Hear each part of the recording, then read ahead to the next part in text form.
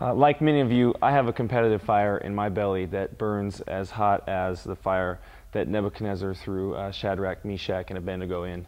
And I'm not usually the type of person to pray for intensity and for passion, but I usually am the type of person that needs to pray that my passion and my intensity doesn't drag me into sin. Wednesday night, as the first quarter of our second round playoff game was coming to a close, the competitive fire in my belly began to get the best of me.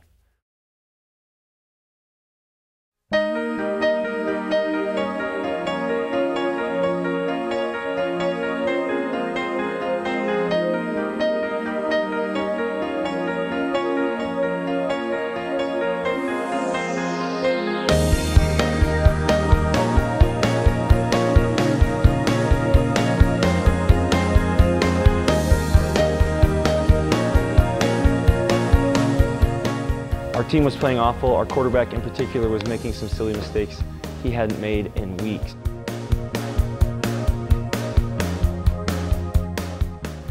He's put a lot of work in. He's a senior. He bears the image of God, and he's a sinner, just like the rest of us.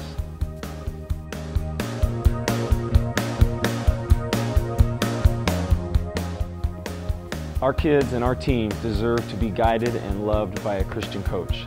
As a Christian coach, it's my responsibility to stay focused on the goals and the purpose of our team.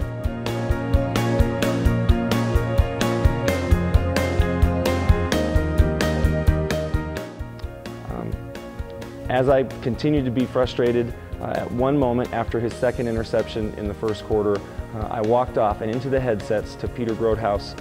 I said, "He's on his own." Peter wisely rebuked me and said, "Come on, man, you got to coach him up. You only get one chance with him."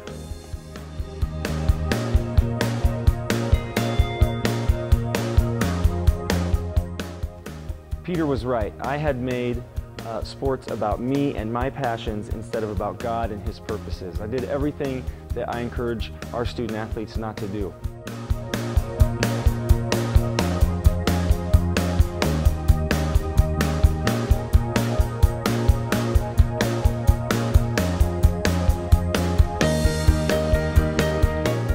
I stood alone at the end of the sideline for about 20 seconds just thinking, and pretty soon I said, "Okay, Peter, thanks."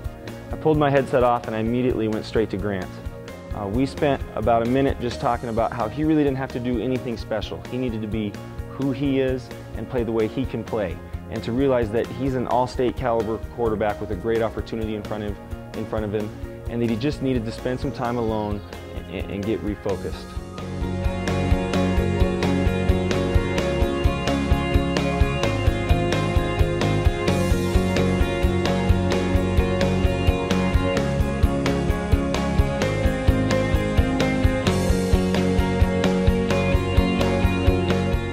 I encouraged him to get alone somewhere on the sideline and spend some time with God, and just really pray that God would help him to block out all the distractions and to just be who he is and be who God created him to be, and just go play like he's capable of. I took a few moments to do the same thing, to get my heart back on the right track as a coach as well. The second quarter began and we got the ball back and Grant headed back out onto the field. I pulled him aside and said, "Hey, we're going to run 84 verticals here. Their safety is way too worried about Levi. I want you to look him off and hit Leighton on the opposite side." I said, "Stand in there and deliver a shot just like you normally do. You'll hit Leighton for a touchdown and we'll be right back in this thing."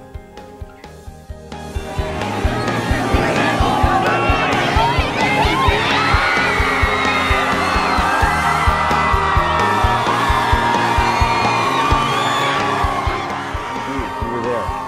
But what happened next doesn't really matter. What's really important is that Grant, after giving a few interviews and talking to some local media outlets after the game, came up to me and said, "Hey coach, I grew as a Christian tonight." I was immediately reminded that iron sharpens iron and one man sharpens another.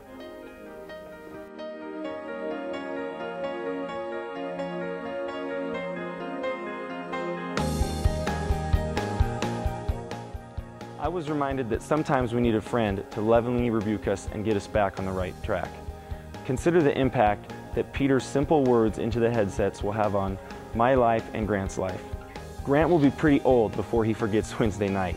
It was a great game, it was very exciting, and we came back from being down 10-0. He probably won't remember 20 years from now that he threw for 2 touchdowns and 201 yards in that second quarter after we talked, but he will remember the conversation. He will remember that he grew as a Christian. He will remember that football at Lincoln Christian and competing for Christ is about a lot more than winning and losing. And for that, Grant has Peter, as he would say, Mr. G, to thank.